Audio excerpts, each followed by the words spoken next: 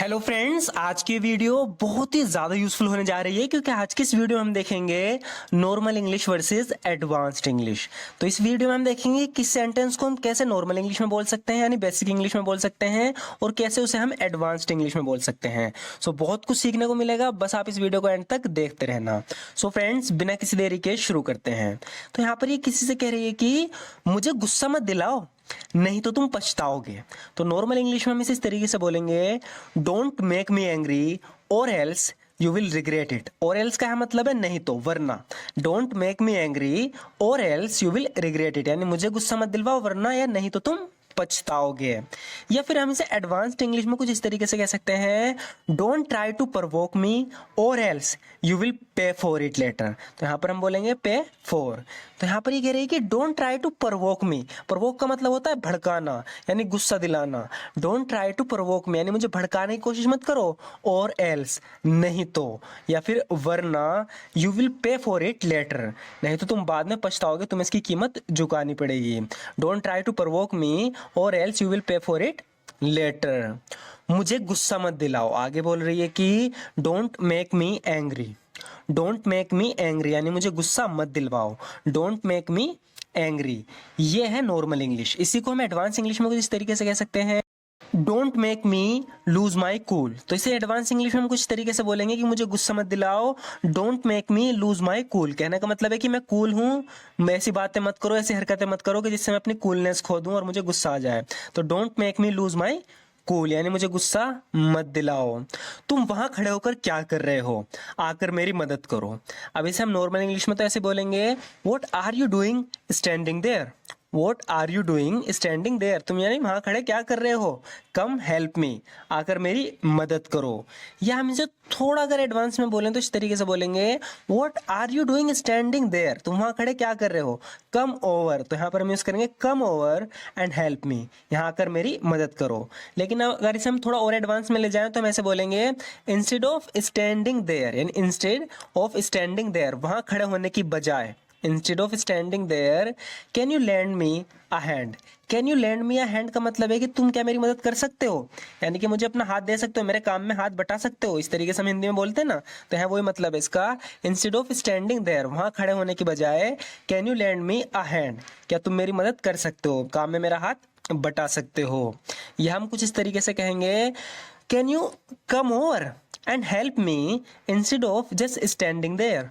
Can you come over and help me instead of just standing there, यानी वहां खड़ा होने की बजाय क्या तुम यहाँ आकर मेरी मदद कर सकते हो। आगे कह रही है कि मैं काम कर रही हूं और तुम फोन चला रहे हो। कह रही है कि मैं तो काम कर रही हूं और तुम फोन चला रहे हो। इसे हम नॉर्मल इंग्लिश में बोलेंगे, I am working and you are using your phone. I am working and you are using your phone, यानी मैं काम कर रही हूँ और तुम अपना फोन चला रहे हो। I am working and you are using your phone. या फिर एडवांस इंग्लिश में हम इस तरीके से कह सकते हैं कि आई एम बिजी वर्किंग, यानी मैं काम में व्यस्त हूँ, and you are leisurely using the phone. Leisurely का मतलब है फुर्सत में, मजे में, फुर्सत में, लेजरली यूजिंग द फोन। कह रही है कि I am busy working and you are leisurely using the phone. मैं काम में व्यस्त हूँ और तुम फुर्सत से मजे से मोबाइल चला रहे हो यानी फोन चला रहे हो। मैं काम में व्यस्त हूँ, I am busy working and you are leisurely using the phone. या हम इसे थोड़े ज्यादा एडवांस में अगर बोलें तो हम इस तरीके से कह सकते हैं कि I am here working hard, यानी मैं मेहनत कर रही हूँ, मेहनत से काम कर रही हूँ। I am here working hard while, जबकि you are happily scrolling through your phone. Scrolling through your phone का मतलब है कि अपने फोन को स्क्रॉल कर रहे हो यानी कि फोन चला रहे हो। I am here working hard, मैं यहाँ मेहनत कर रही हूँ, while you are happily scrolling through your phone, जबकि तुम यहाँ मजे में मोबाइल चला रहे हो, अपना फोन चला रहे हो।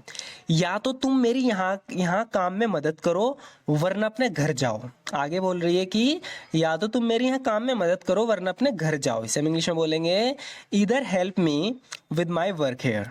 Either help me with my work here और go back home.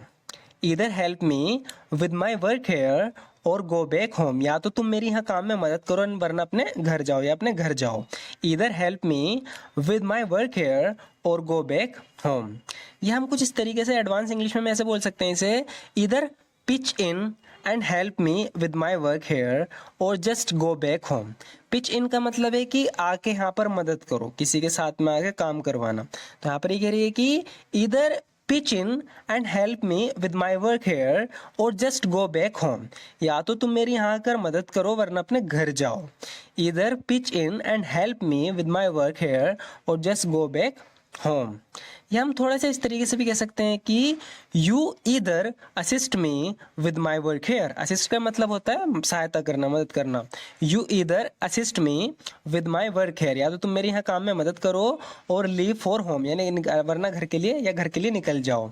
You either assist me with my work here और लीव फॉर होम, या तो तुम मेरे यहाँ काम में मदद करो वरना घर के लिए निकल जाओ।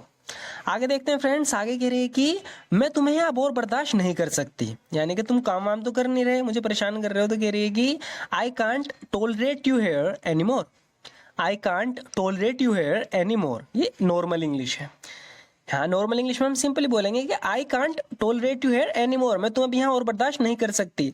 लेकिन अगर हम इसे एडवांस्ड इंग्लिश में बोले तो हम बोलेंगे I can't put up with you here any more. Put up with someone का मतलब है कि उसे बर्दाश्त करना। तो यहाँ पे कह रही कि I can't put up with you here any more, यानी मैं अब तुम और बर्दाश्त यहाँ नहीं कर सकती। I can't put up with you here any more, यानी नॉर्मल इंग्लिश में हम बोलेंगे I can't tolerate you here any more, और एडवांस्ड इंग्लिश में हम बोलेंगे I can't put up with you here any more, यानी मैं तुम्हें और बर्दाश्त नहीं कर सकती। या हम इसे कुछ इस तरीके से भी कह सकते हैं कि I am unable to endure your presence here any further. I am unable to endure your presence here any further, यानी मैं तुम्हें अब और यहाँ बर्दाश्त नहीं कर सकती। I am unable to endure your presence here any further. मुझे ये करना होगा, मैंने कभी सोचा नहीं था। सो फ्रेंड्स, यहाँ पर ये सिचुएशन में फंस गई कि ऐसे किसी को मारना पड़ेगा। तो कह रही है कि मुझे ये करना होगा, मैंने कभी सोचा नहीं था। इसे इंग्लिश में बोलेंगे I never thought I would have to do this. I never thought I would have to do this, यानी मुझे ये करना होगा, मैंने कभी सोचा नहीं था। I never thought I would have to do this, मेरा मतलब जो काम मैं करती हूँ मुझे वो सूट नहीं करता, शोभा नहीं देता। I mean the work I do doesn't suit me. I mean the work I do doesn't suit me, कह रही है कि मेरा मतलब जो काम मैं करती हूँ मुझे वो सूट नहीं करता, मुझे शोभा नहीं देता। I mean the work I do doesn't suit me, मैं यहाँ इस तरह का काम करने के लिए नहीं आई थी। I didn't come here to do this sort of work.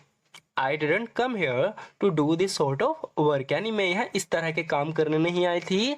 I didn't come here to do this sort of work, मैं नौकरी की तलाश में शहर में आई थी। बता रही है कि I came to this city to look for a job.